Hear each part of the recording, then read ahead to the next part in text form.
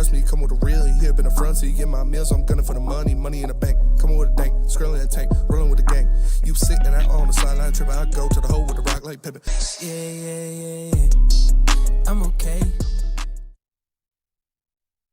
What up, though, everybody, and welcome to the Woodward Heavyweights live on Woodward Sports Christmas Eve edition. And Easy is going to hang out with his family and his son like some selfish asshole. So, yeah, it's just me up here. Oh, yeah. Ooh, dude's got to spend the holidays with his child. Oh, wow. But we're here. I'm here. Nick's here. Chris is here. All of you guys are here, and we appreciate you. That's how I want to start this off is Christmas tomorrow. So happy holidays, happy Hanukkah, happy Kwanzaa, Merry Christmas.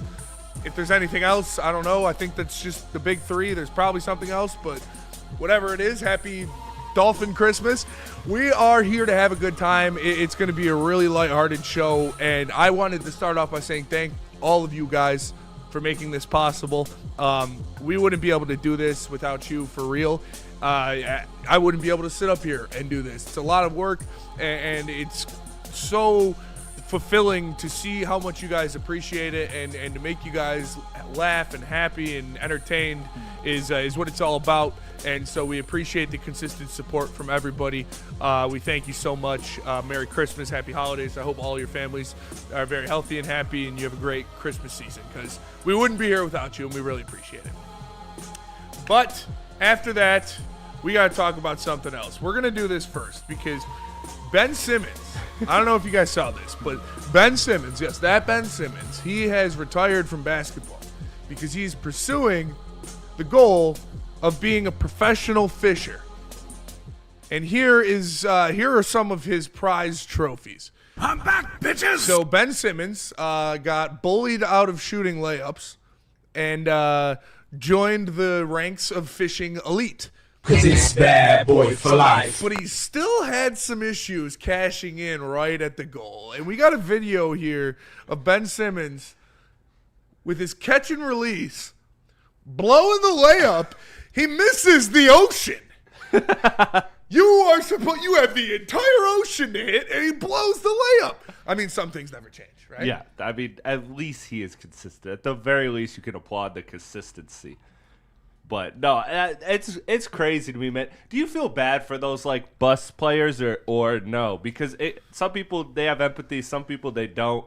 You know, do you feel bad for busts like Ben Simmons that just couldn't get it right for whatever reason, or no? I think that it depends on the bust. Yeah, I don't think Ben Simmons is a bust at all. They made it to what, like 4 straight playoffs? Oh no, he's a bust. He's a bust. He was supposed to be the next LeBron. Anthony Bennett's a bust.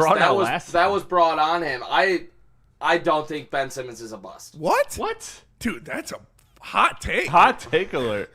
You don't think Ben Simmons? Explain. Hot take alert. Hot take. Hot take alert. I don't think Ben Simmons is a bust. I just think when you get to the playoffs 4 straight and you're an Eastern Conference contender and you're, the face with, obviously paired with Joel Embiid, I don't think so. I mean, how many All-Star games did the guy make? I don't know if you can be a bust. Maybe one. Like he was over with by 24. He was the number 1 overall pick, wasn't he? Or was he 2? I did have a song that said Ben Simmons out here balling first one since Shaq boards, so I'm a little biased. No, bit. My thing is, he is no doubt 100% a bust. Yes, not even questionable. Yeah, that's just 3 straight All-Star games. Nick, he was supposed to be LeBron James. That was what he was. The next LeBron James. But the next guy. If you make 3 All-Star games, if you make 3 All-Stars, All-Stars, you're the number 1 overall pick, dude. All-Star games don't matter. You're supposed to win championships, be a superstar. He was never a superstar. He was scared to hit layups.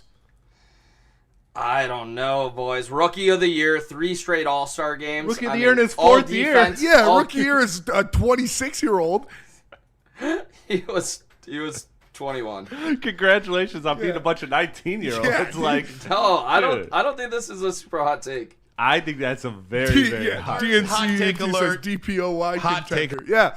2-time All-Defense, 3-time All-Star, Rookie of the Year, 2019-2020 All-NBA. I mean, those are pretty high stakes for being a bust. Well, his platform or his expectations were the next LeBron James. So, yeah, you're a bust. You didn't That's win a not fair, single though. champ. It's not fair, but you don't have to be LeBron James, but you got to, I don't know, get to an NBA Finals, maybe? Yeah. Like, Score more than, I think, 18 a game. What's his career high in average? Like, he wasn't even – like, dude, he was a bust by every single metric. He doesn't have a signature moment. Nick, you can read off those accolades, but point to me the signature Ben Simmons moment. There isn't one. A transition dunk when he was like 22. By 25, he was a throw-in in a trade. Like 26, 27, he was released. I'm pretty sure he's like 27, 28 right now. I think he did not live up to all of his he's out of the expectations league. at all. But That's a I do bust. think 3-time All-Star is hard to call a bust. Man, That's it all was I'm the saying. East. It was the East, and Philly was good, carried by Joel Embiid. Like, If you're a 3-time All-Star, I think it's hard to call that player a bust. unless you're Ben Simmons. I think it's harder to call Greg Oden a bust than it is to call Ben Simmons because Greg Oden had just a shit ton of injuries. That I Hot don't take define as a alert. bust. Hot I take. define a bust as like you had the ability to play and you chose and you just sucked. Like That's Greg fair. Oden had 4 microfractures in his knees. Yeah, that's crazy. that's like that I can't put as like a bust. But I can put as a bust as somebody that showed up every day and then became bottom of the rotation in a team that couldn't even reach the Eastern Conference Finals. Like, dude, you were a throw-in in trades, my boy. Like, Yeah, he was. you were a throw-in. Come on, man. Like, And what are we doing? he's out of the league now. Hot he's start. He's what, 28 years old, and he's not playing basketball anymore, and is fishing, and being he was the number 1 pick, right? He was number 1. Hey, man. Being the I do what I number 1 want. overall pick, and at what, 28 years old, being a professional fisher. Yeah, you're a bust. Yeah, hot start today. I do stand by my point of 3 straight All-Star games. It's hard to call somebody a bust. Well, when you're not in the league anymore, I think that kind of takes away the fact that you were an all-star a couple times. 3 times. Dog, if you're out by 30, like, come on. man. LeBron's still playing. He was supposed to be the next LeBron. We're good. LeBron's still playing, and he's not anymore. That's crazy. Kyle Don't fall Coward back. literally originated the "we're good." Yeah. like he did, and the fact that Ben Simmons is out of the league, yeah, he's no doubt a bust because he hasn't even been good. Nick, if you think about it, he just retired. Yeah. I didn't know he wasn't retired. I didn't know he wasn't retired either. I thought he retired a couple years ago. I'm not gonna lie. Yeah. Talk about getting the yips. That dude had them. Oh, yeah, he for was scared to hit layups. That was crazy. effed up, honestly. I am glad Asar didn't go down that path of not dunking and missing and just forget because he's been dunking. And we're going to talk about the Pistons. We're going to talk about the Lions. We're going to talk about the Red Wings. But first, DK Metcalf punched a fan in the face in Detroit. And he was suspended for 2 games and without pay. And it cost him a lot of money because of incentives and other things like that. But also, he said that this fan was screaming the N-word at him and called his mom, see you next Tuesday. And there had been multiple videos that had surfaced, and none of them had any type of audio like that in them from the Lions fan. But there's an update.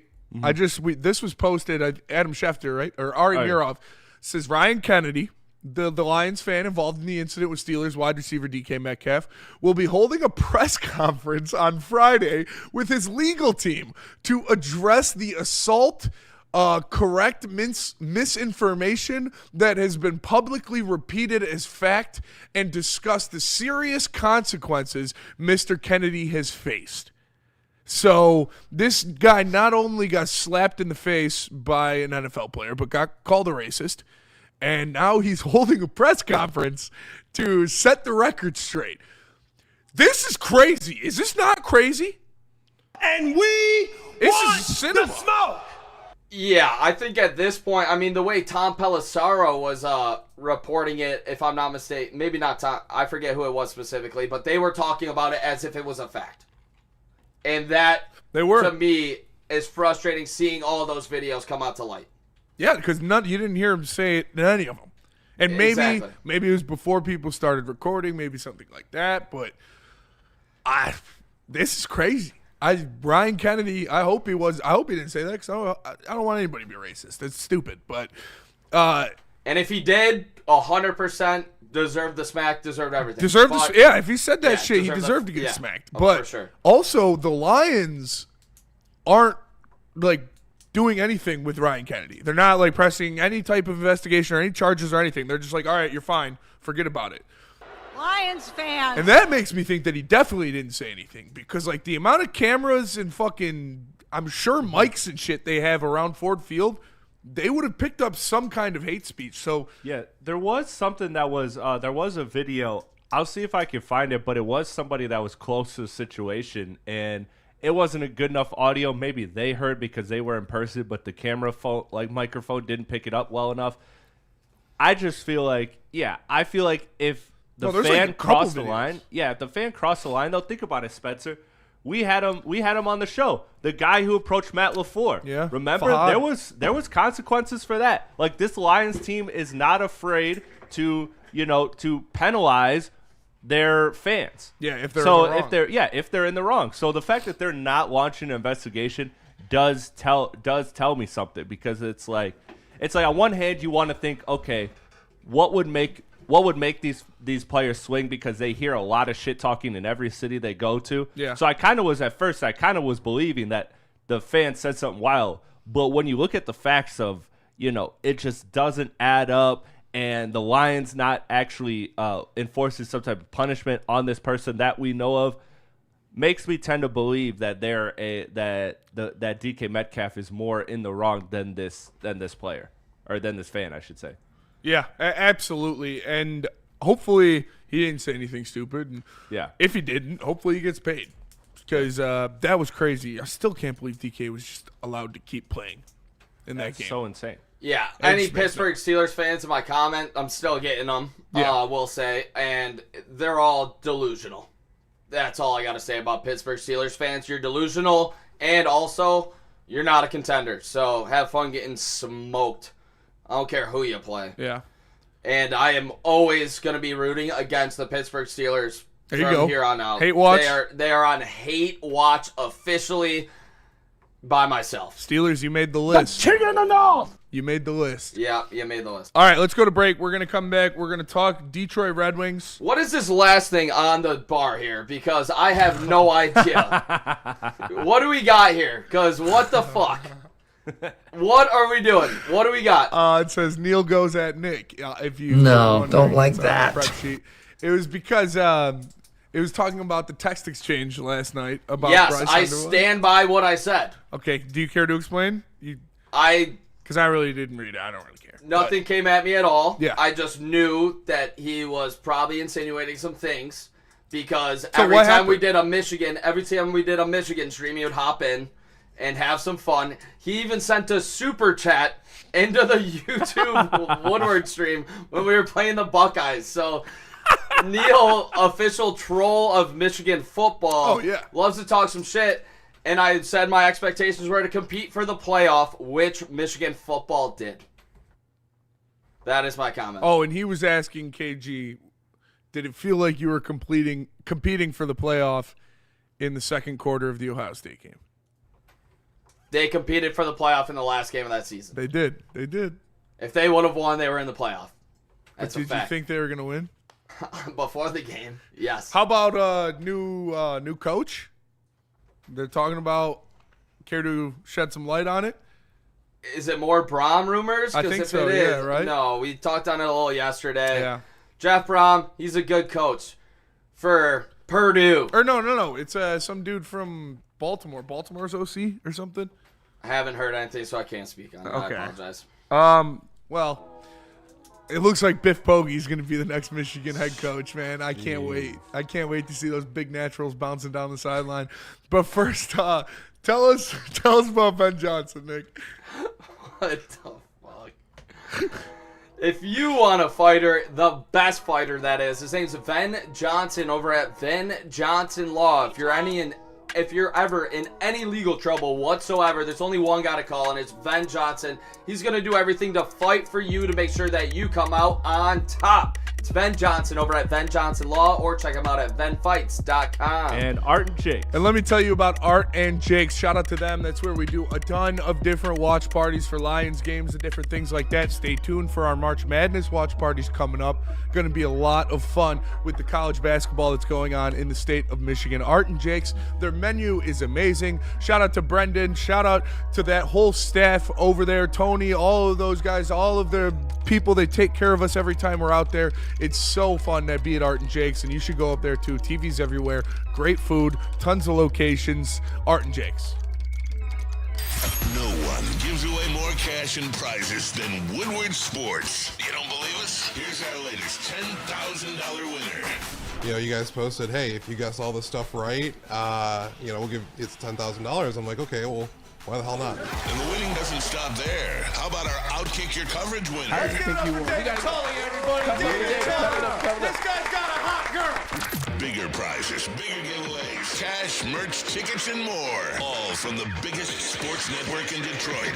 No one does it bigger and better than Woodward Sports. Make sure you're following, liking, subscribing on Instagram, Facebook, X, and YouTube for your chances to share in the winning. From Detroit's #1 sports network, Woodward Sports. How do people feel about getting a Planet Fitness membership for $15 a month? How do they like working out in a clean and spacious gym that's filled with equipment for every workout? And how about free fitness training in the judgment-free zone that leaves them feeling energized all day long? Join Planet Fitness today with the free PF app, online or in club, and start getting that big fitness energy for $15 a month.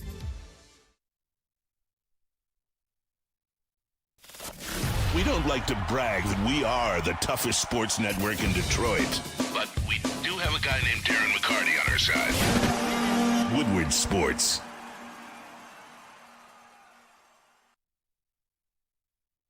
You know what's better than regular legs? Spider Legs infused pre-rolls, the premium kind. It is the best thing on the market right now. If you want to enjoy yourself, make sure to check out the Spider Legs premium infused pre-rolls. Best thing on the shelf right now. Make sure you guys check it out. Hello everybody, and welcome back to the Woodward Heavyweights live on Woodward Sports. It's a Christmas Eve edition. Easy, that selfish son of a bitch, is hanging out with his family and spending precious time with his young son. Ooh, me, Nick, and Chris in the building. Is going to be a short one, folks. Kidless. Kidless and tidless. But you know who's not kidless? The Detroit Red Wings, because they are making sons of most of the NHL. You go back-to-back against an amazing Washington team that still is at the top of their game, and you sweep them. And then you have one of the best teams in the National Hockey League in the Dallas Stars come into town. They're big, they're physical, they're playoff ready. They have amazing players all over the place. You look at Donaldson, he's up there. He's top 3 in the league. Robertson, he's top 3 in the league in goals. Mikko Rantanen was obviously the prize of the trade deadline. And then you have Jamie Benn on their third line still being the big asshole that we know he is. And the Red Wings take care of business. The first period, they looked like the better team. The second period, they kind of got dominated by the Stars. And then in the third period, when you needed it the most, the captain tied the game up, and then he won it in overtime, man. 8 straight wins for John Gibson. The Detroit Red Wings are in first place in the Atlantic. They've got 47 points, and they're at the top of the standings in the Eastern Conference, man. It's impressive to see what they're doing. The Red Wings are absolutely on a heater, and last night was just another great win for this team. Gritty win. I mean, no other way to put it. I think if you play the Dallas Stars, one of the best teams in all of hockey, and one guy you didn't mention there, Johnston. That dude is an animal. Scores on every, power play they get a chance. But I think you saw Steve get aggressive in the offseason when all things failed in terms of free agency, and he brought in a true number 1 goalie in John Gibson, and he gave up draft capital to do so. I think you're seeing it pay dividends, and I got to shout out JVR for the through the legs. Double nutmeg. It was unbelievable. That was the crispiest pass I've seen all year long, and to put it right there for the captain, Dylan Larkin, putting the team on his back there to get to overtime, to score the game winner. Dylan Larkin's taken another step, and that's what we needed. He is currently the leader for the young team. Yeah. And he is playing like it on the ice and off the ice. He's saying everything right. Love the way Dylan Larkin is leading this Detroit Red Wing team, who is now favored to make it to the playoffs, and they have been for about a week now. So it's great to see Hockey Town is back, and they are saving all these sad Detroit fans, including myself, right now. Absolutely. And shout out to Byrne in the Super Chat. He says, I'm just glad the Pistons and Red Wings are here to save us in 2026. And he's absolutely right. We're going to get into the Pistons in a little bit as well. But what I've been seeing out of this Red Wings team is so much different than what we've seen over the past couple of years. Remember, at this point last year, they were like 8 points out of the playoffs. They were firing their head coach. They were looking to bring in somebody to bring a shock to this team. And right now they're sitting at first in the Atlantic. They've got the second most points in the Eastern Conference, and they are just playing like an absolute machine. Mo Seider is a favorite for the Norris Trophy. Like, he is a top 5 defenseman in the NHL right now. The only guys that I would take over Mo Seider right now are Cale Makar, and that's probably it. Like, when you're looking at what he's doing, Lane Hudson also in the conversation. Obviously, Quinn Hughes is in there. But Mo Seider is one of the best defensemen in the National Hockey League. When you look at his advanced stats, when you look at his net rating, his expected goals, different things like that, he is in the top of the tops. He eats minutes, and he's just as good offensively as he is defensively. Now, with 23 points in his last 22 games, he has really taken advantage of that role, kind of needing someone to take over the power play, and he has quarterbacked the top 10 power play in the NHL so far this year. It's impressive to see him continue to grow. It's impressive to see his offensive decision-making continue to grow, where he's not waiting for things to happen. He's being decisive, and he's attacking the net. Mo Seider has been so good this year, and he is truly a superstar in this league. And when you look at what makes playoff teams, you need guys that score goals, and you need stud defensemen and a solid goalie. And right now you have 2 guys on pace to score 40 goals. You have one of the best defensemen in the NHL, and you've got a goalie who's won his 8 last games. And I think one thing too is that he is helping Simon Edvinsson become also a great defenseman in his own right. I think it's awesome to see Simon Edvinsson and Mo Seider paired together. They're elite on defense, but when they get going in transition as well and help, get the break going, it's awesome to see for this Red Wing team right now.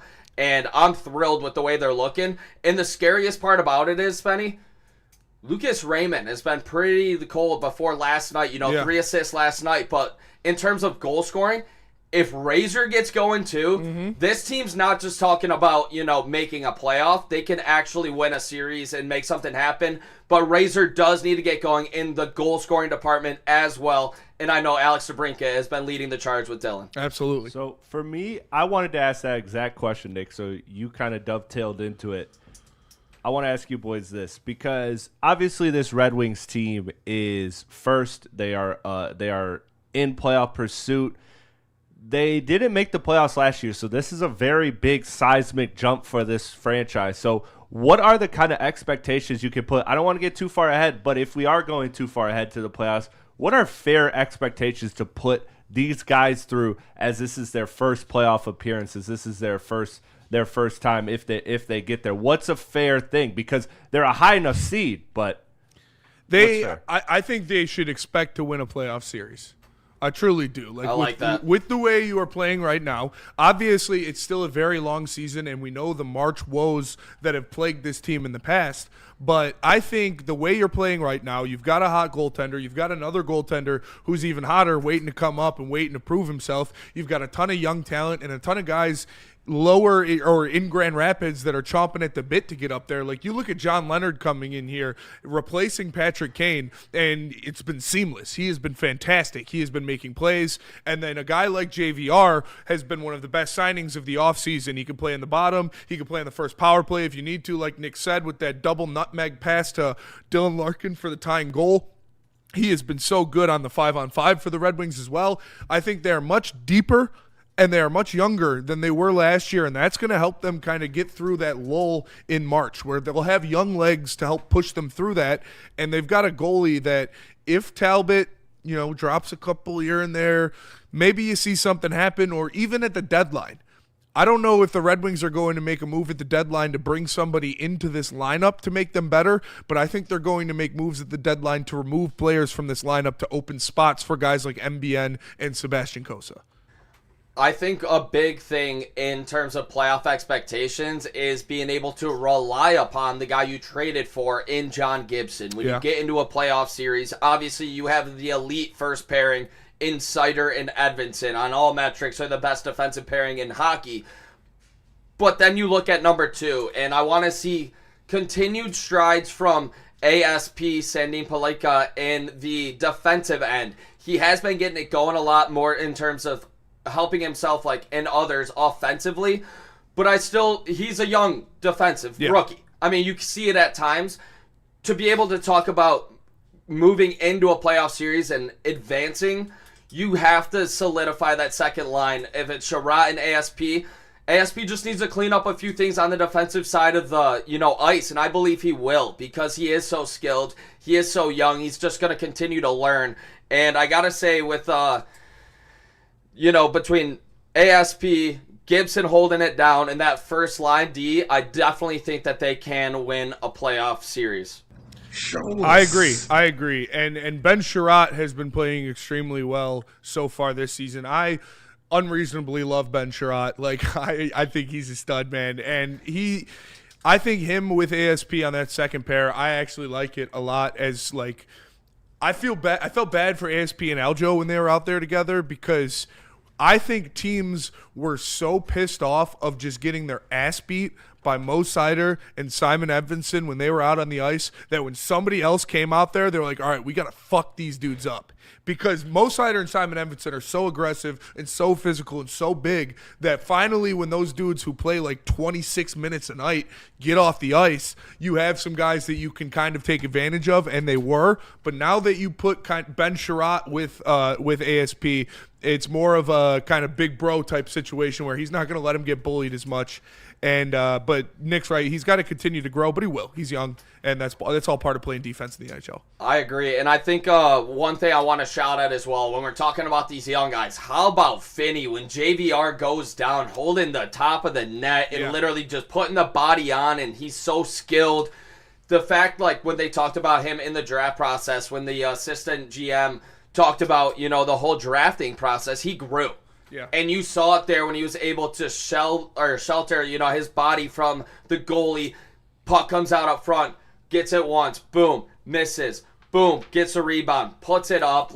Just a highly skilled young player that sky's the limit. And I didn't even know who this guy was a year ago. 7th rounder. Dude. At all. Yeah. And this guy, talk about these young cats. It's just so fun to watch right now. And shout out Finney. The Calder obviously isn't gonna. The Calder slips that I have aren't gonna hit, but it doesn't matter as long as this dude is leading his team to victory, and not leading, but being a big part of it as a very young, talented rookie who came out of absolutely nowhere. So shout out to Stevie. I've given him a lot of hate. Gotta give him some shine on that one.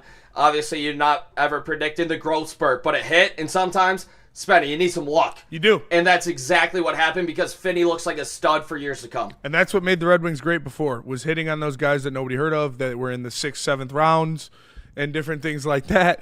Real quick, before we go to break, we're going to talk some Pistons coming up next. Weezy D313 in the Woodward Sports chat says, that's a classic photo talking about the thumbnail. Can Spenny get fat again and grow his hair back? Never. I'm sorry. Sorry to disappoint you, brother, but it's never coming back. And then Rhino Silverback 44 says, who can unlock Raymond's offensive goal-scoring capabilities? Right now, we're missing another winger. Finney good, but long-term, don't know if he can be the setup man to unlock Raymond's goal-scoring. Lucas Raymond's not a goal scorer. If you're looking for him to unlock his 40-a-year goal score, that's not going to happen. He is a facilitator at heart. And when you look at these guys coming up in the Yzer plan, none of the goal scorers that Stevie drafted or that Stevie has implemented on this team are here yet. You've got all of the facilitators. Marco Kasper, Nate Danielson, Lucas Raymond. Those are all the facilitators. The goal scorers are MBN, Carter Bear, and Bushnelkov from the KHL. So when those guys get here, then you'll see the goals. But Lucas Raymond is not a goal scorer. He's got a shot. Yes. He does, and he could use it more. But you know who's got a better shot is Alex DeBrincat. And I'd rather see Lucas Raymond use his physicality and passing ability to set up Alex DeBrincat in the slot.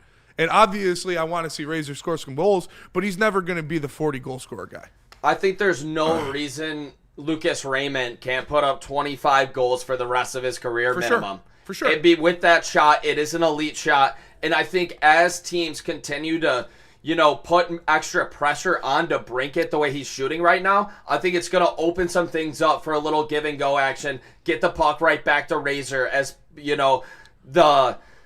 the bodies start collapsing onto DeBrincat the way he's shooting right now. That's what teams are going to have to do to try to stop him. I think it will open some things up for Razor to get some really good quality chances. Yeah, Alex DeBrincat's like third in the NHL in shot percentage. It's crazy. I found this new website full of NHL stats. Yeah, stats and deep dive. And yeah, Alex DeBrincat's third in the NHL in shot percentage. It's the crazy. one off the mask, the game winner off the mask was incredible. It was awesome. Red Wings are a wagon, man. They're playing well. Just got to keep it going. And push through that March slump. We're going to go to break. We're going to come back. We're going to talk about the Pistons. But first, tell us about the Massage Chair House. Let me tell you about the Massage Chair House. Oops, didn't cut the camera. Let me tell you about the Massage Chair House, everybody. If you're looking to upgrade your relaxation game, you got to check out the Massage Chair House in Bloomfield Hills, Michigan. It's the largest massage chair showroom in the Midwest with top brands like Infinity and Osaki. You got the Osaki right here, the Osaki Platinum. I've used it. Spencer's used it. Everybody that's used it, 10 out of 10 recommendation. Experience luxury comfort with Dr. Eric Duncan, the wellness doctor, creator of the top YouTube massage chair review channel. Book a visit at www.massagechairhouse.com or scan the QR code on the screen. Massage Chair House, it's your ultimate recovery and relaxation. Detroit has the best sports fans in the world. That's why they deserve the best sports coverage in the world. We are the Woodward Sports Network.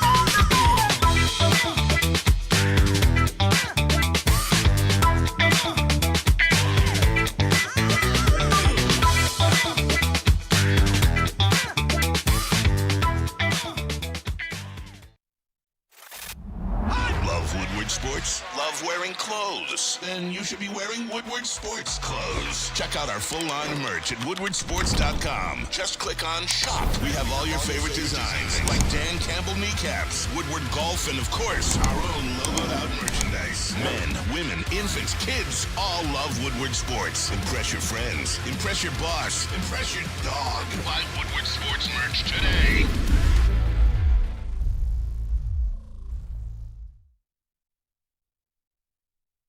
Les Stanford Chevrolet Cadillac Buick GMC. They got deals for everybody, whether it's the RT, the LT, the EV, the SR, whatever you need.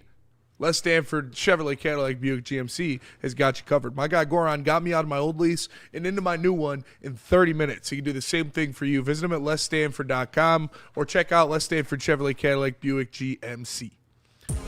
What up, though, everybody, and welcome back to the Woodward Heavyweights live on Woodward Sports. Merry Crimbus, happy holidays, happy Chrysler, happy Kwanzaa, happy Hanukkah, whatever you celebrate. I'm happy for you. I hope you're happy with your family and having a great time. Thanks for joining us, and shout out to Jay for hooking us up with the eggnog. I had never had eggnog before in my life until Nick brought it here on the show. I think it was last year, and Me too, actually. Yeah, I love it.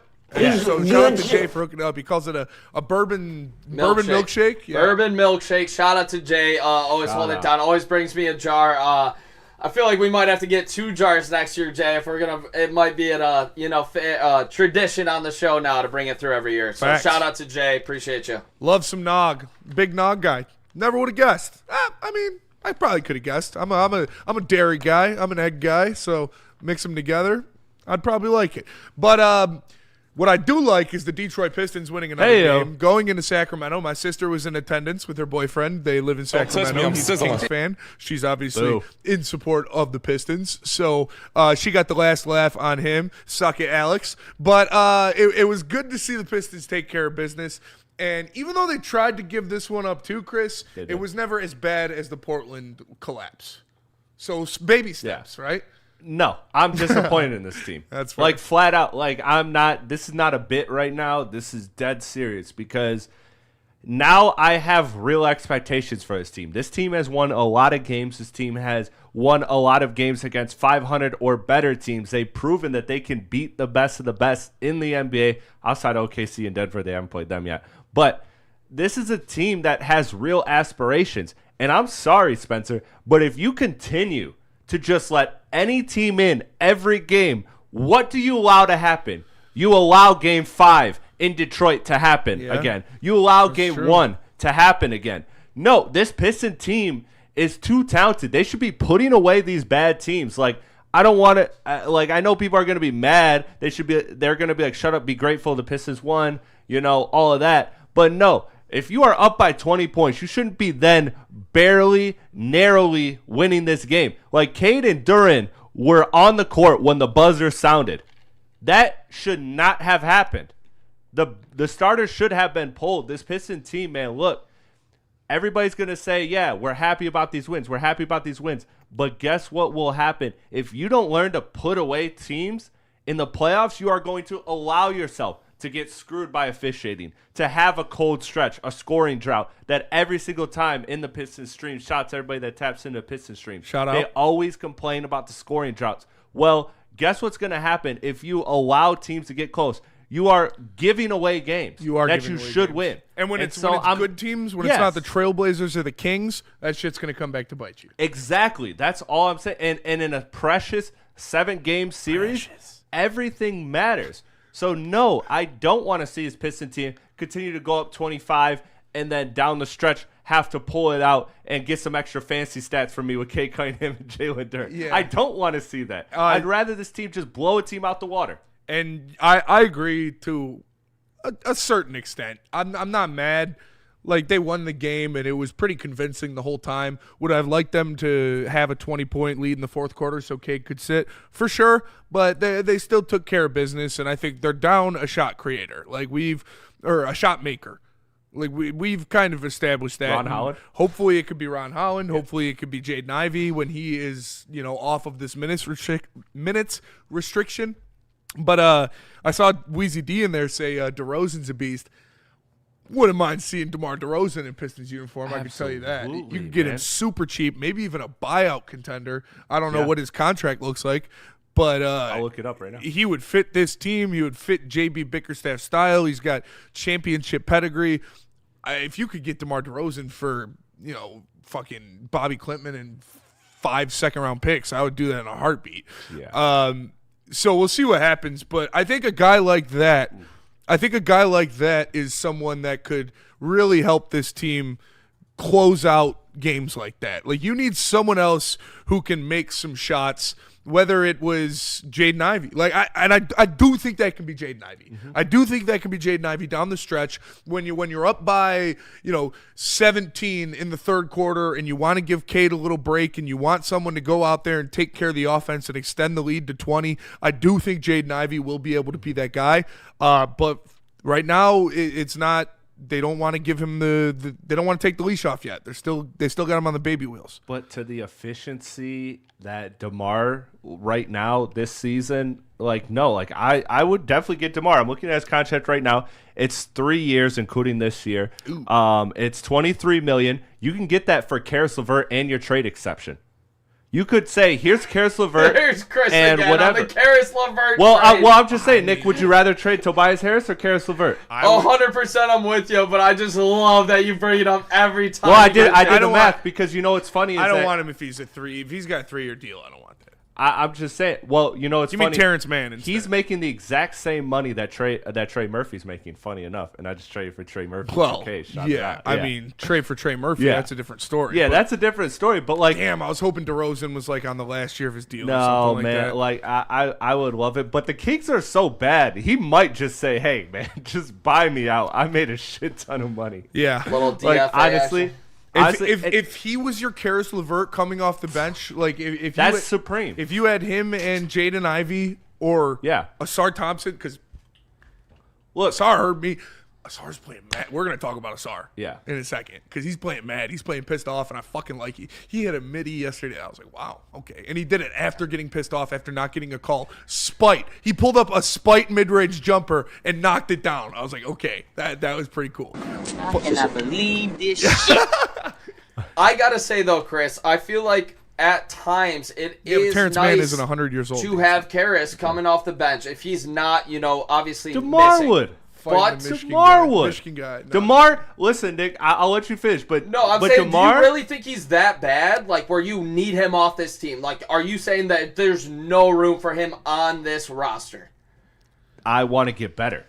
Flat out. I want to get better. It's not that he's not fine. Sure, he's fine. But do you want to sign up for 0 for 8 in Game 3? Or No. would you rather sign up for DeMar DeRozan doing literally exactly... So, look, here's the thing about Karis LeVert that I didn't understand, but now I understand what Trajan was going for, is Karis LeVert is trying to be DeMar DeRozan for this team. He is trying to be Jordan the ISO Clarkson, bucket yeah. off the bench.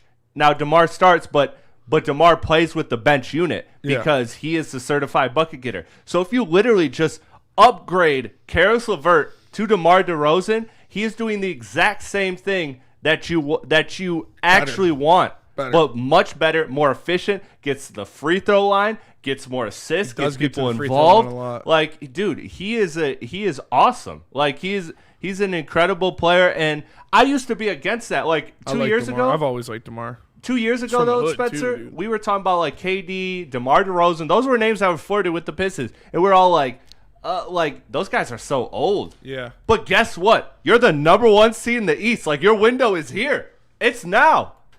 It's absolutely now. And DeMar DeRozan, who's older, like, Trey Murphy's going to cost you a couple firsts. I would love Trey Murphy. Don't get me wrong.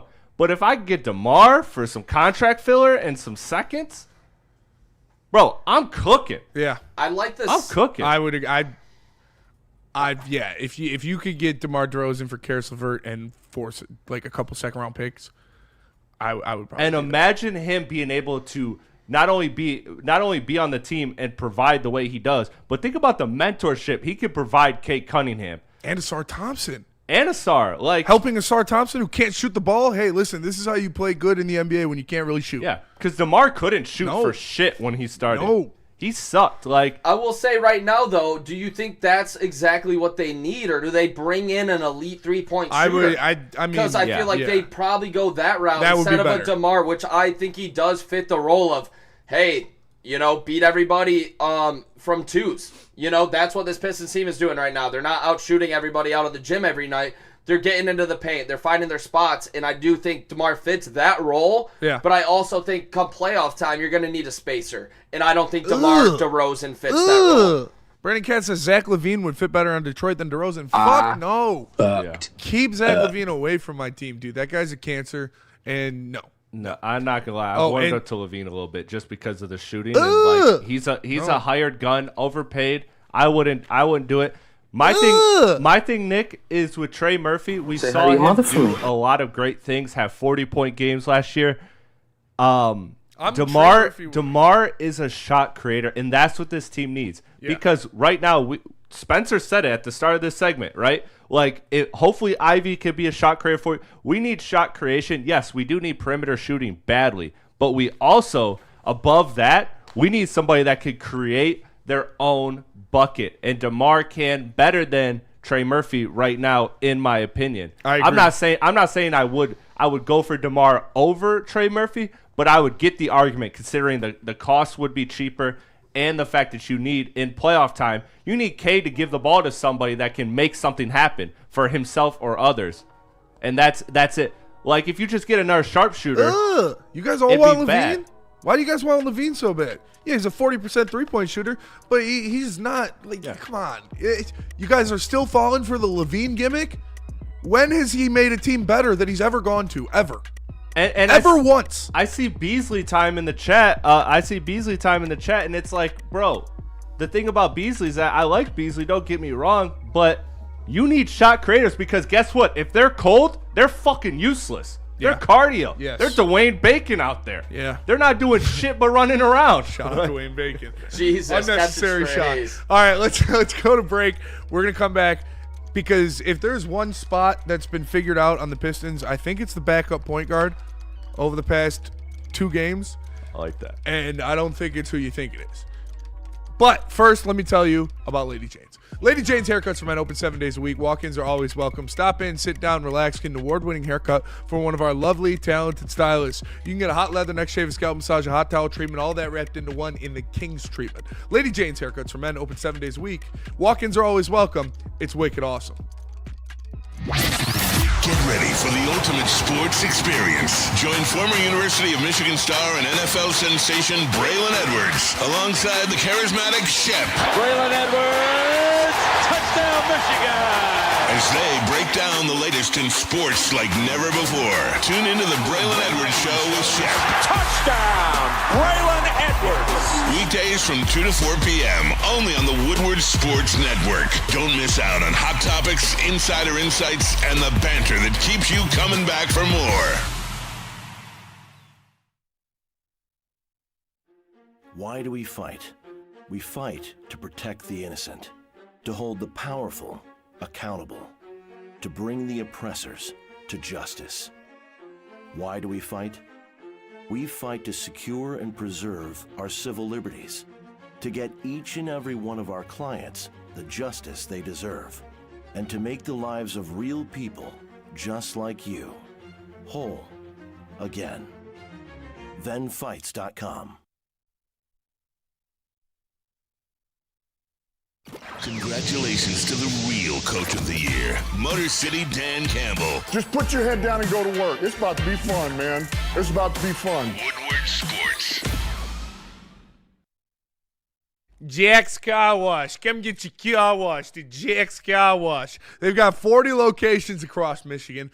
You could text WSN to 888-522-1729 and get a free car wash. Why wouldn't you do that? It's not snowy anymore. It's all melted. Jack's got your back. Get a free car wash courtesy of Woodward Sports. Text WSN to 888-522-1729. What up, though, everybody, and welcome back. All right. Real quick, before I even read this comment, everything we do on this channel is in a comedic and satirical format. We do not promote the sexual gratification or the violence upon others in any way, shape, or form. Everything is a fake. I'm actually Santa Claus. This isn't real. Don't sue us. DNC ENT says, just bring cum buckets home. Jonathan Kuminga, how are we feeling about that? I am good, brother. Yeah, me too. Can he shoot the ball? No. I'm out. He's gonna look at Cade and he's gonna be like, finally, my equal. Like, that's the level of ego this guy had. This guy looks at Steph Curry and Draymond Green and all of these Hall of Famers up and down and says, I should be getting minutes over that. Like, that to me, irrational heat check guy. I don't think he fits what you're looking for. That's why, like, people are taking Michael Porter Jr. too, is what people are saying. And that one, I understand, like, the skill set. Podcast pro. And he's podcast pro. And he's played, like, with Jokic, so that would benefit him, like, playing with a guy like Cade, who has a similar play style to Jokic. But I don't know, man. He's just unserious, and I don't think he fits the culture of what JB Bickerstaff is implementing. I like Michael Porter Jr.'s skill set, and I like his ability, and I like his fit on this team, but I just don't think that his mental is there. He doesn't move the ball enough. Like, that's what it is. Like, when he gets it, he is looking to score it. He is a bucket. He is damn good at it. He is one of the best people on planet Earth at giving creams in your mouth. So you give him respect for that, but ultimately, that's not necessarily what you're looking for when you have lineups with him. You're looking for all these players. What makes this team so great is that Cade Cunningham could shoot 30, 40 times a game, and nobody would say a fucking word. But he doesn't.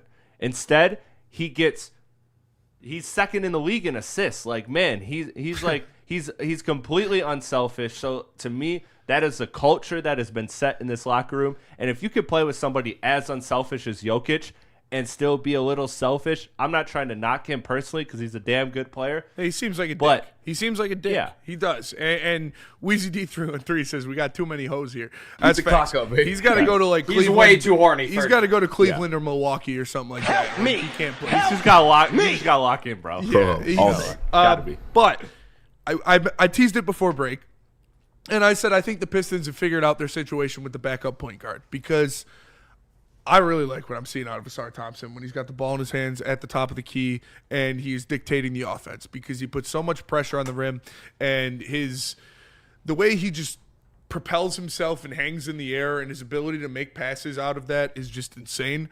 Hopefully we can add another shooting piece to make that even better of an option, but I really like Point Asar when he is running that, and I think the past 2 games he's done a really good job at that. I think he has too, man. I think he's cleaned up a lot of the finishing at the rim, which has been my problem. He remembered he can dunk. He remembered he can dunk again. Praise the Lord. That's what I'm saying, man. Like, he's starting to get that meanness to him. He's starting to get that toughness to him. And Kool-Aid said it to me, and I was like, I hope you're right, because we were screaming at this time last year, Duran, to do the same thing. Duran, you are fucking Superman. Just go dunk on people and just bully them. And that's what he's done this season. And I think you're starting to see that out of Asar. I really do. I really think you're starting to he's starting to realize that he is more athletic than everybody else. Dude, I would watch this guy release for a layup above the rim. That shit was so annoying to me. It's like, dude, you're at the rim. Just dunk it. And he looked like somebody that was trying to finesse his way through. And it's like, no, you are a one-of-one athlete in this league. One of two because you have a brother. Yeah. And be that guy. You need to be that guy, and he has been. And I think it's unlocked something because I say this all the time. His defense is otherworldly what it does for this team. This team is not the team that it is without Asar Thompson. Yeah, he's really a smothering on the defender. defensive end. However, for him to be maximized, he has to be something offensively. He doesn't have to be great. He doesn't have to shoot a ton of threes. He doesn't have to, he doesn't have to be Jimmy Butler or whoever some of the high-end comps were for him. He doesn't have to be that. But if he could just be enough of a threat on offense with his otherworldly defense, he is one of the most valuable people in the NBA. And you're seeing right now why 30 out of 30 teams want Asar Thompson on their team. Yeah, and he was 6 of 13 from the field yesterday, so that's not great. But he was 7 of 10 from the line, and that's what you really like to see. If he can do that every night, if he can shoot around 70%, I know that's even a lot to ask from him, but that you'll take every single night. And his rebounding has just been otherworldly the past 2 games. The way he is such an athletic freak, man. He flies in there off of the wing, gets a rebound, snatches it up, and then just takes off down the court. And so if he can, the only thing that it gives me hesitation for Asar is in the playoffs, man. He's going to be like useless offensively because still like 80% of his offensive game is off of transition and putbacks. And in the playoffs, those opportunities just don't show up like that. You have to execute in half-court offense. And when you have a guy out there that is a liability, they will target him and they will expose him. And that's what happens to incomplete players in the playoffs in the NBA because everything just compacts. And it's such a half-court game that is still going to be a thing for him where if he can hit a consistent like hook shot is all I'm asking for is just a little push shot or something like that to be able to do. But I don't know. I still think we need another shot maker in those closing lineups, and hopefully that could be Jaden Ivey when he's ready to go. I have an update. Asar was once previously in the 200s for finishing at the rim in terms of there were over 230 players better than him at finishing at the rim. Woof. He is now in the 190s. There we go. Off of these last 2 games, he's at 63%. That is still his lowest so far, 65 his rookie year, 69 last year. If he gets to that 69% at finishing at 0 to 3, so basically layups, floaters, dunks, all of that. If he gets to 69% like he did last year, he is an absolute menace because I genuinely have seen progression He's literally from Dennis him. Rodman, dude. Yeah, I've seen progression from him this year in all other facets. It's just the fact that he can't finish at the rim. He's shooting better from 10 to 16 than he did. He's shooting just as good from 3 to 10. It's just finishing at the rim. Is crazy. He has to improve that, and if he does that, we saw it, Spencer.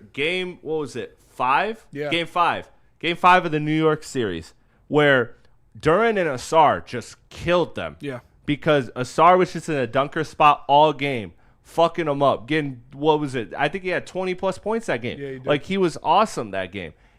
If he could just be that, this Piston team has shown the ability to work in small spaces. So if Asar could just finish at the rim, it just unlocks so much for this team. And I love that you brought it up, the backup point guard position, because to me, that's where he's at his best. That's where he's at his best. Yeah. He is good with the ball. He is good with the ball in his hands. And all you have to do is watch his twin to see that is like is what he is. Hopefully, Dennis Jenkins and like I know Chris is gonna hit Karis LeVert.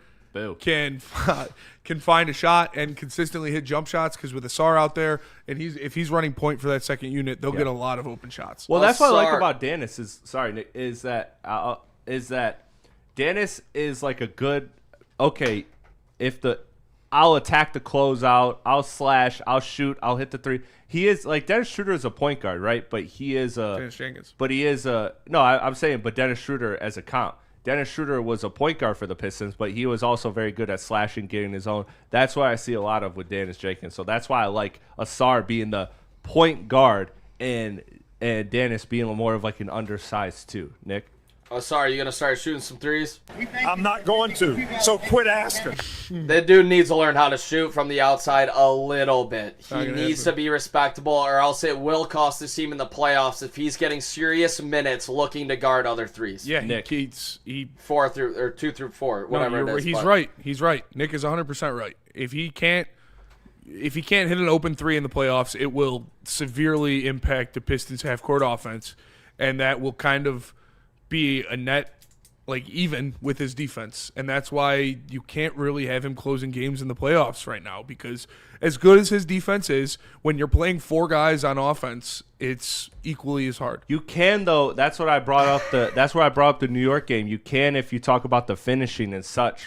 And for the record, he is shooting 9%. If you play him at center, sure, but no, you can't have him and Jalen Duren on the floor together in the playoffs. You can't. That was probably the best offensive stretch the Pistons had. Yeah, and that's why they lost in the series, though, because you can't do that consistently. It happened one time, and then it was fine. But when New York's that's what they're doing, this is how we adjust. You cannot consistently run that lineup in the NBA in the playoffs and expect to win. You can't. Chris, I disagree. I think to me, it what was consistency. What have you seen any team ever in the past 5 years in the NBA consistently run a lineup with 2 guys who can't shoot at all? Not at all. You haven't. There isn't one you can bring up. No, but I'm saying though that what they did in that game worked, and then the next game, I watched the next game because I was there in person at Game 6 in Detroit, and Asar just wasn't finishing the layups. Duren wasn't making the right reads. So yes, New York adjusted, but ultimately it was on them for not finishing. If Asar can finish, that's good enough to me. And also, he's jumped so far 9% from 3. Again, he's at 31% so far. That's 9% up from last year. Under half an attempt a game. You can't count that as a realistic shooting percentage. He doesn't shoot a 3 a game. I'm not sitting here saying that he's a shooter. So don't twist my words. Nobody said you did. Okay, then I'm saying all I'm saying though is that he's had growth there. And not reasonable growth. I'm not counting that as growth. Chris, it makes Cade Cunningham's life so much harder to have those 2 guys on the floor that can't space it. And I think if Asar can learn to shoot the shot, even the same way in the same light that Draymond was able to hit a big 3 here and there. You could rely on him to make 1 or 2 in those finals, win open to knock it down. And guess what? He'd be wide open. I think it just opens up so much space. I just need this guy to be able to shoot A little bit. I get what you want, and I'm not disagreeing with that. Obviously, that's extremely valuable. And yeah, I'm just saying finishing at the rim is valuable. Brandon Katz brought up Draymond Green and Andrew Bogut as it. Draymond Green is a 32% career three-point shooter on 3 attempts a game. That's what we need out of Asar. If Asar could do that, then it'd be fine. He doesn't shoot 1 a game. He's under a half an attempt a game. That won't work. He is literally Dennis Rodman, and you can't have that as your small forward in the league this year. He looks like, when he's at the three-point line with the ball, a guy that cannot snowboard or ski at the top of a black diamond. Yeah. Right? Like, nervous. Scared as shit Huge with eyes. the ball. Yeah. Huge eyes. Snowstorm coming. This guy doesn't know what to do with it, and he doesn't have the confidence, and I need him to gain that throughout the stretch, which the Pistons have put themselves in an incredible spot. And if he can do this, it takes this team from, being a contender in the East to being an actual championship contender. Yeah. If he could do that, he would be a multiple-time All-Star and one of the most important players in the league if he could shoot 32% on 3 attempts a game. Yes. But he has not shown the ability to do that. He shoots under a half an attempt a game. And in the playoffs, when it closes down and you have to run half-court offense, you can't have him and Jalen Duren out there at the same time. I mean, counter, though, you can have him and Stu with the way Stu's shooting and the defense that Stu has at the rim. You can't take Jalen Duren out of the game. You're going to sit Jalen Duren over Asar Thompson? I'm not. I think Jalen Duren's been your second best player all year. I'm not sitting him. I feel you. Let me tell you guys about Planet Fitness. Planet Fitness is the home of the judgment-free zone where all people are accepted. Tap in with Planet Fitness. You can sign up in-club or online. They've got over 2,700 locations worldwide. Planet Fitness, where your fitness is essential. Love Woodward Sports? Love wearing clothes? Then you should be wearing Woodward Sports clothes. Check out our full line of merch at woodwardsports.com. Just click on shop. We have all your favorite designs, like Dan Campbell kneecaps, Woodward Golf, and of course, our own logoed out merchandise. Men, women, infants, kids, all love Woodward Sports. Impress your friends. Impress your boss. Impress your dog. Buy Woodward Sports merch today.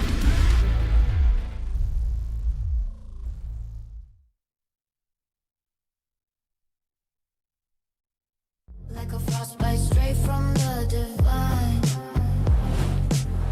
Cold rush on my skin feels so fine. Muscle freeze, he's a ache. No side effects, no mistake. Chill sub-zero, icy and true. Feel the chill. It's all for you. It's not magic, just science play. Chill sub-zero.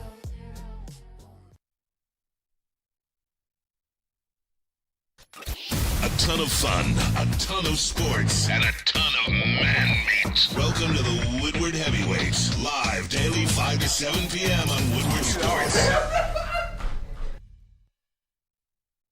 Mad Packs. Go to getmadpacks.com and find a store near you carrying the best product in the game. You heard of the high-lows. You heard of the Boom Shakalakas. Well, now they have their own line of concentrates, and it's not this, handoff, you take care of it, and we'll slap our name on. No, they make their own in their own factory. So it's the cleanest, it's the best product, and it gets you feeling real good. Tap in, go to getmadpacks.com, find a store near you. Mad Flavor, Mad High, Mad PX. What up, though, everybody? And thank you for tapping in here. The Christmas Eve special Woodward Heavyweights live on Woodward Sports. Smash that like button and subscribe. Listen, we're talking about Asar Thompson. We're talking about Draymond Green. We're talking about who fits who, where fits what. Shout out to Jay Bizzle in the house. What's this guy doing here? Make sure you smash that like button. But Chris, do you have more you want on the Pistons? What was your biggest take outside of being disappointed with them in their success? Shout out to JB. Shout out in the house. WWE's finest. WWE's finest.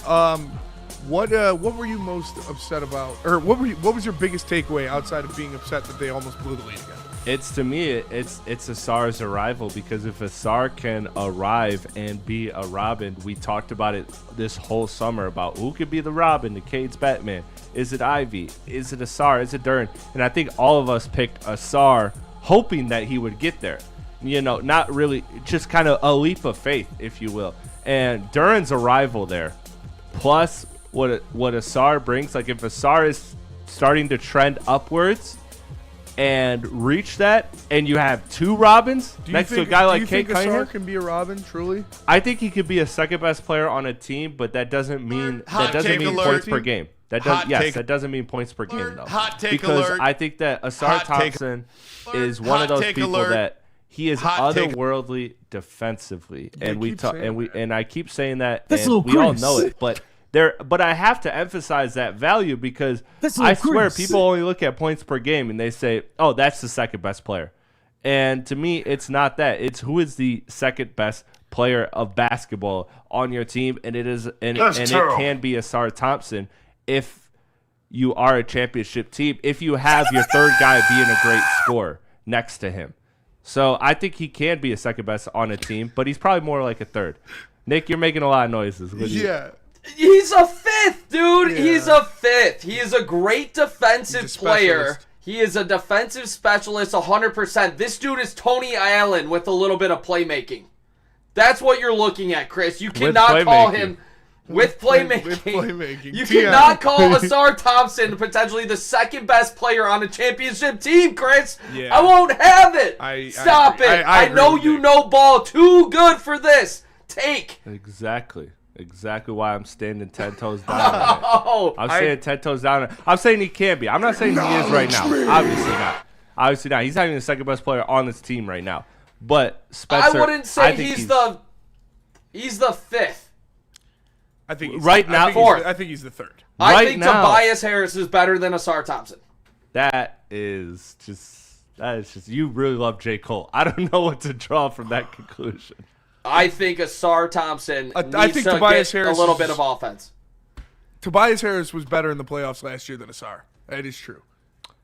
I'd have to dig to numbers, but that's probably fair. No, it's probably fair. Yeah, Tobias was good. When you need a bucket and you guys doubted Tobias. I didn't. I was the only one. I didn't. I still stand. Yeah, you did. I did not. I still stand by Ausar. Pull the tape. I liked the vet coming back. He can always score. If Cade is out of the game and you need a bucket, Tobias can get you one. Brunson got 40, but it was the most inefficient 40. Like, Ausar did great things defensively. I'm sorry, but that's I don't want to you talk keep about saying points. defense. If that's the only thing you're bringing up, it's not the only thing. That's the second best player on the team. That's just his top thing. Ausar is not the second best player on this team. I don't think Ausar can be. No, not right now. I don't think Ausar could be the second best player on a championship team. I don't. I think you have to have a semblance of an offensive game. You don't have to be a 30-point scorer, but you have to be at least a 20-point scorer to be the second best player on a championship team.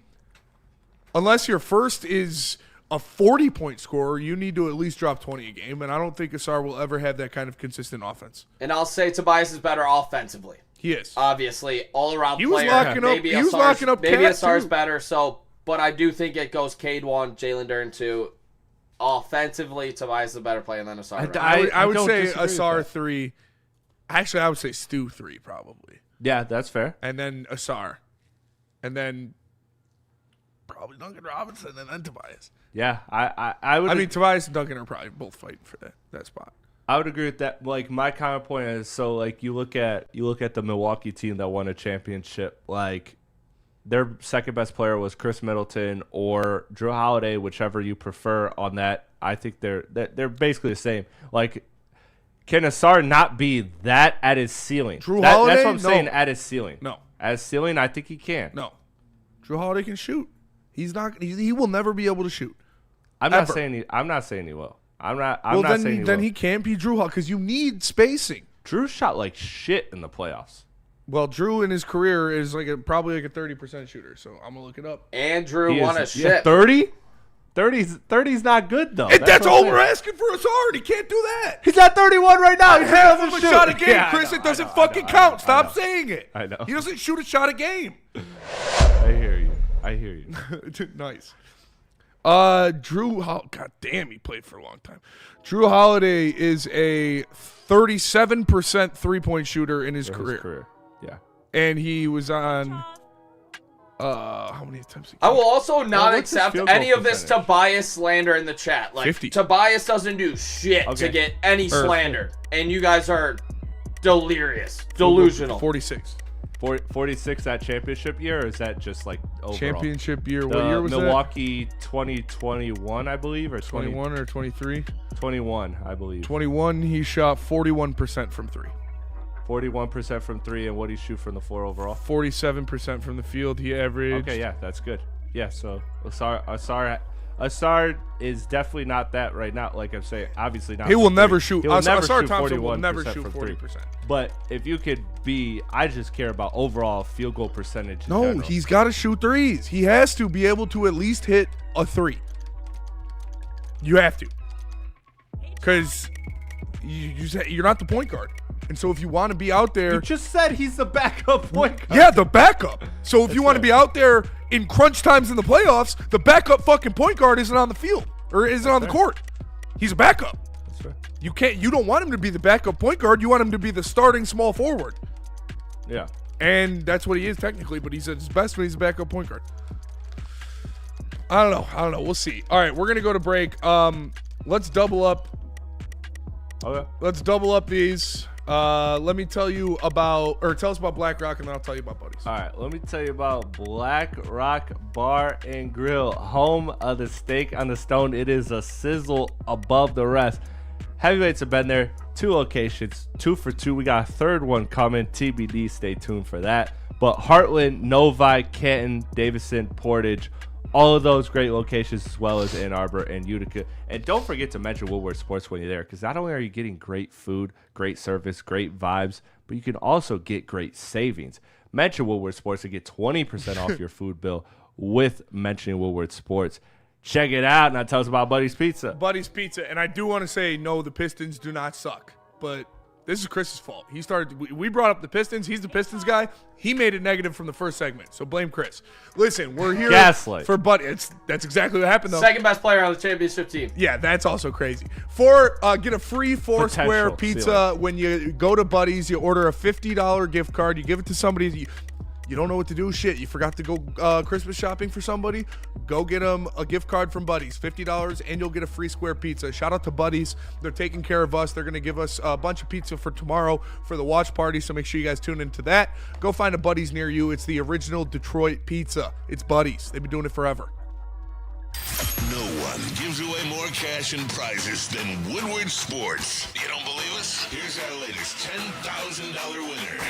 You know, you guys posted, hey, if you guess all this stuff right, we'll give it's $10,000. I'm like, okay, well, why the hell not? And the winning doesn't stop there. How about our Outkick Your Coverage winner? How do you think you won? This guy's got a hot girl. Bigger prizes, bigger giveaways, cash, merch, tickets, and more. All from the biggest sports network in Detroit. No one does it bigger and better than Woodward Sports. Make sure you're following, liking, subscribing on Instagram, Facebook, X, and YouTube for your chances to share in the winning. From Detroit's #1 sports network, Woodward Sports. How do people feel about getting a Planet Fitness membership for $15 a month? How do they like working out in a clean and spacious gym that's filled with equipment for every workout? And how about free fitness training in the judgment-free zone that leaves them feeling energized all day long? Join Planet Fitness today with the free PF app, online or in club, and start getting that big fitness energy for $15 a month. Get ready for the ultimate sports experience. Join former University of Michigan star and NFL sensation Braylon Edwards alongside the charismatic Shep. Braylon Edwards, touchdown Michigan! As they break down the latest in sports like never before. Tune into the Braylon Edwards Show with Shep. Touchdown, Braylon Edwards! Weekdays from 2 to 4 p.m. only on the Woodward Sports Network. Don't miss out on hot topics, insider insights, and the banter that keeps you coming back for more.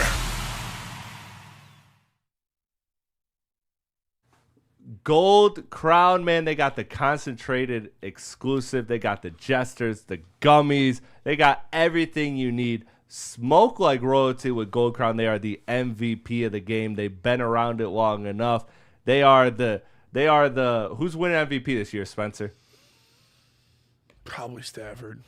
They are the somebody else. They are an MVP candidate in Gold Crown. Yeah, they're anybody else but Stafford Gold Crown. Check it out. They're the best in the business. Tell us about Wicked Pickle, Nick. Talk about MVPs. Maybe you guys can pick the MVP of the Woodward Sports Wicked Pickle Open, January 9th through the 11th, and we're kicking it off with a bang. Friday night at 7:30, Woodward Sports Celebrity Tournament hits the court. All 4 shows throwing down plus local celebs, and it's all broadcast live. Then the real battle begins. 3 days of nonstop pickleball, men's, women's, mixed, and single divisions. This is where champions are made. Sign up now at pickleballtournaments.com or call Wicked Pickle at 734-331-3451. Wicked Pickle, check it out. Call it. What up, though, everybody? We are going to smoke the women's division. Welcome. Oh, dude. Oh, if we get paired against them, yeah. Get back in the kid. No, just kidding. We're back here live on Woodward Sports. Smash that like button. Merry Christmas. No, dude. Can't drive. No, I'm telling you, bro. I've never played, so. Pickleball is not a gender-specific sport. You'll get your ass kicked by some of these girls that know what they're doing out there, I promise. I like to use the athleticism, and it doesn't seem like a spot where athleticism is going to shine. No, it's not a lot of athleticism. It's some quick twitch, but it's a lot of finesse, and it's a lot of placement. I got to say, tennis player Chris sounds confident, and I'm going to need you to be crazy confident during this, Chris. Yeah. I am. And hop on my back. We'll get to the promised land. I promise. I know Jess Vert. She's a listener. She's a big pickleballer. So she probably whoop both your asses. Just saying. Probably. But not a chance. Listen, it's you fucking want some. Listen, it is Christmas Eve, and so we tried to avoid this.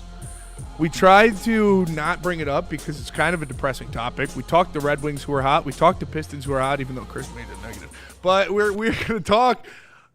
We got to talk about the Lions. The Lions play a game tomorrow. We're going to be here for the live watch party. You've got the J.J. McCarthy list Minnesota Vikings at home, in Minnesota. Chris, could you throw up the injury report? Yes, I can.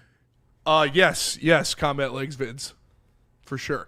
The injury report in there, yeah. It looks like here. Let me Giovanni Manu and Avante Maddox are out. Damn, I'm good. And then you got Marcus Davenport, Taylor Decker.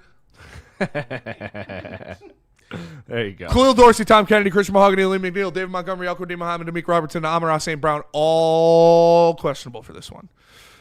That's tough. I don't know what's going to happen with the Detroit Lions, but this is a game they should win, and now I am pretty confident that they're going to win it. 1, because the Vikings don't have J.J. McCarthy, and 2, because we have Graham Glasgow back. So that will, although that didn't really help us in the first matchup, it'll be better than having that skinny-ass dude playing center out there, fucking Kingsley or whatever his name. Dude was fucking 170 pounds soaking wet. No, don't like that. But I think Glasgow back will help kind of take the pressure off is going on with my life? Flores and what he likes to do. Obviously, Dan Campbell better be prepared. Merry Christmas, JB. Merry Christmas, Love JB. you, brother. Love you guys. Hopefully he takes the pressure off of Jared Goff and gets into that quick passing game more often against Brian Flores. But, Nick, how do you see this one going up against your favorite team versus the Detroit Lions? You're wearing purple. Terrible day to pull off the new shirt. I'll say that. I've had worse shirts. That's true. That is true. I mean, mine at least has a collar that fits my neck. All Chris. right. Oh! I tried to save you. Fuck you, buddy. Yeah, that is true. I didn't hear you. My bad. I thought you were ripping me. No. My bad. To be honest, it's a depressing spot right now, but we still have a little light because Jordan Love is injured. As of right now, it was concussion protocol, if I'm not mistaken. Malik Willis is probably getting the start up there in Green Bay. So you're telling me... I don't even know if it's going to be Malik Willis. He also hasn't practiced this week. Yeah, he has a shoulder injury. He's banged up. So it could be fucking... Clayton Tune.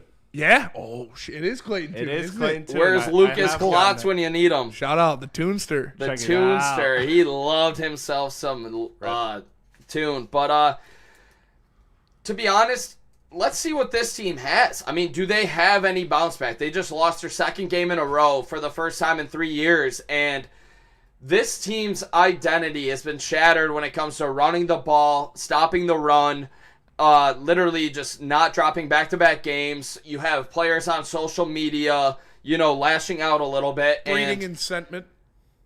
What? Fomenting insurrection. Yeah, exactly. And I just don't like exactly what I've seen out of this team, but what do they have? Books. What kind of talk does Dan Campbell have left? Is it going to be... Doesn't matter if you have one ass cheek and 3 toes. I will beat your ass. Oh, it's interesting. What team are you, Dan? And this Lions team has been so disappointing all year long. Did they have a gauntlet of a schedule? Yes. Have this team been pretty bad all year? Yes. And I just want to see this team show some heart. Go out to the Vikings, go out to Minnesota against a backup quarterback and win by a couple scores and gain some momentum. Maybe the Packers do lose, and it gives you real hope, Week 18, that you can still make the playoffs. But the way I'm seeing it right now, I don't think this team does win by a couple scores. They'll be lucky to win by a field goal. That's where I'm at with this team. I just don't think they're a very good football team right now. I think Flores knows exactly how to attack this offense with a very bad interior offensive line. You're going to see the Minnesota Vikings get to Jared Goff, and when Jared Goff gets uncomfortable, he makes mistakes. So I think you're looking at 1 to 2 turnovers on the Lions side of the ball, and they'll be lucky to sneak it out with the field goal. Chris? I see the line is at Vikings +7. How can the Lions be +7 over anybody when their defense is a nosebleed? I just look at it. That to me is very curious. Did Vegas not learn their lesson last week when the Lions were 7.5-point favorites against the Steelers? I just think that you've seen that this Lions team has consistently done things the last 2 games in a row. What have they done? They've came out to a hot start, stalled in the third when adjustments were made, aka after halftime. And then their defense has been a nosebleed the entire game all the way through. So I can't look at this team. I'm with you, Nick. They are lucky to win by a field goal. I truly think that this team is broken. We're seeing more than we've ever seen about this team come out. We're seeing Monty. We're seeing all these things that could be problems surfacing. This is not the Lions we've known the last 3 years. And I think that you really have to be honest with yourself as Lions watchers and not expect the world in this game. You have to come into this game accepting the fact there is a possibility you could lose. I don't care who the hell is that quarterback. You already lost once. I don't care who's that quarterback. J.J. McCarthy fucking stinks. He does stink. And he balled on you. McCarthy. I just don't see a world in which you could be confident. Spencer, do you? Yes, you should be confident in this one. Slappy. You should be. They're a bad team. And I'm looking at this as I need the Detroit Lions to do this for me. For me. Not for you. Don't go do it for you. Because, whatever. You guys, do this for me. Do this because I can't have these fucking Vikings fans in my DMs, in my mentions, all over social media go, oh, we beat you guys twice, and we were the worst team of all time last year. Oh, we sucked last year. We still beat you guys twice. You cannot lose to this Minnesota Vikings team twice in a season. You can't. Have some pride. Have some shame. Have some goddamn Christmas cheer. And go out there and show these pagans the true meaning of Christmas. The Detroit Lions need to win this game for my mental health. I don't think they're going to get in the playoffs. I don't think this proves anything. You beat the Vikings, cool. It doesn't mean you're a good team. It doesn't mean you're a playoff team. But you got to go do it. Do it for Jesus. Exactly, Xavier D. Do it for Jesus. It's his birthday, damn it.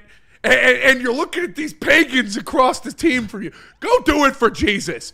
And also, I don't want my Christmas to be ruined. It's a selfish thing for me, too. I'm going all in right now. Do this for me. Fuck the team. Fuck the record. Fuck the standings. Do this for my personal satisfaction because I'm a fan. I don't want to fucking deal with these bullshit-ass Vikings fans. I don't want my Christmas to be ruined. I don't want pagans to beat us on the Lord and Savior's birthday.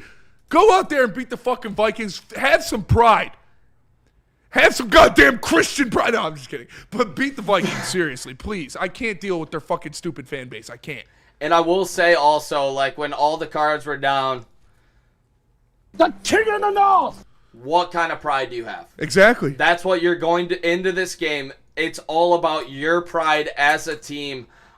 This fan base has gone through a lot this season. Lions fans bought into the gaslighting that the general manager and the coach brought upon everybody when they talked about we're good and they talked about, everything's going to be awesome. Everything is awesome. That's what they were telling us the whole time. And obviously it's not. It's been a bad team all year long, but what kind of pride do you have? Go out there, show it, beat the Vikings, and, let's make some things interesting for Week 18 and maybe have a chance. And we got a super chat in there from Luigi Gaming. He says, I'll be confident if we can end the game after the first half. And, dude, that's real. Honestly, realistically, like, Christian pride and pagan Vikings and all that shit aside, I want to see you have a good third quarter. You got to go out there, and Dan Campbell has to show me I can make adjustments. I can do what needs to be done to put together a good third quarter, because the past two have been embarrassing, and that is a direct reflection of your head coach. Is coming out of the locker room and getting spanked like that. KOC's a good coach. He's not Mike Tomlin. I don't know why I said it like that. I've been watching The Bear. I've been watching too much The Bear. He's no Mike Tomlin. He's no Sean McVay. He's no Andy Reid. But he's still a pretty good coach, and he's a damn good offensive mind. And Brian Flores is a damn good coach as well. So go out there and put together a good third quarter, and I'll be happy. Win the game, and I'll be happy. I know. What are you guys' predictions? Lions 31, Vikings 27. Lions 34, Vikings 27. Chris? Vikings 28, Lions 24. Ugh, gross. Vikings fan. Just trying to be on my booth boy right here. Chris, I'm leaning that way, but I'm going to say Lions 24, Vikings 23. Ooh. Phony. Jake Bates, Master Bates. I just can't. Walk off Christmas field goal? The same way that I feel about the whole entire Tarek Skubal saga is the same way I'm going to feel about this Lions team. They need to literally be dead before I call them off. That's fair. And the Tigers need to sign Tarek Skubal, and I will continue to say they will sign Tarek Skubal until they finally call it off. And it's a little bit of fandom in me, but, I mean, we're here for a reason. Love you guys. Oh, sorry. What were you saying? That was it. It was just, I'm a fucking fan through and through, and right now, I need this team to pick me up on Christmas. That's exactly what I was going to say, Nick. It's Combat Leg Vids in the Woodward Sports chat says, these games mean nothing to me. Well, they mean something to me because I'm a fan, and I want to see my team win, and I want to have a good Christmas. And, I mean, rightfully so or unrightfully so, a vast majority of my mood on Christmas will be decided by the Lions winning or losing. So I really need them to win. And for me, do it for me. Do it for Jesus. It's sad, but man, I'm just waiting for that Vikings-Lions game to be over for Stranger Things, man. That's where I'm at with this Lions team. That's where I'm at with this Lions team, man. Super chat in there from poor Daryl. He says, if our D can't get right on a third-string quarterback, we shouldn't even go on the plane to Chicago next week. Shout out. Not wrong. I think we're going to get dog-walked by Chicago. I think it's going to be bad. If we win and there's something to play for, if we actually have a chance, I don't think we get dog-walked, but shout out Vecna. Shout out. Spenny wants the worst draft pick. I mean, what's the difference? What's the difference between 17 and 19? You did, to be fair, you did say it earlier. But I understand. Personal. I understand the flip-flop. Because it's the division. And I will never root for my team to lose, except if it's never. I will never root for my team to lose. Hey, man. So, give me the I do what I want. I want to see my team win on Christmas. Fucking sue me. All right, that'll do it for us today. We appreciate you all. We're calling it here. This is my executive decision, so if anybody talks shit about it, tell them to come see me, and we'll have business. For Nick. Merry Christmas, for Chris, folks. Love you guys a lot. Merry Thank you Christmas. guys. Love all of you. For Easy, who's not here, I am Spencer. Merry Christmas to all of you guys. Happy holidays. Spend it with your family. Forget about all the bullshit, all right? Seriously.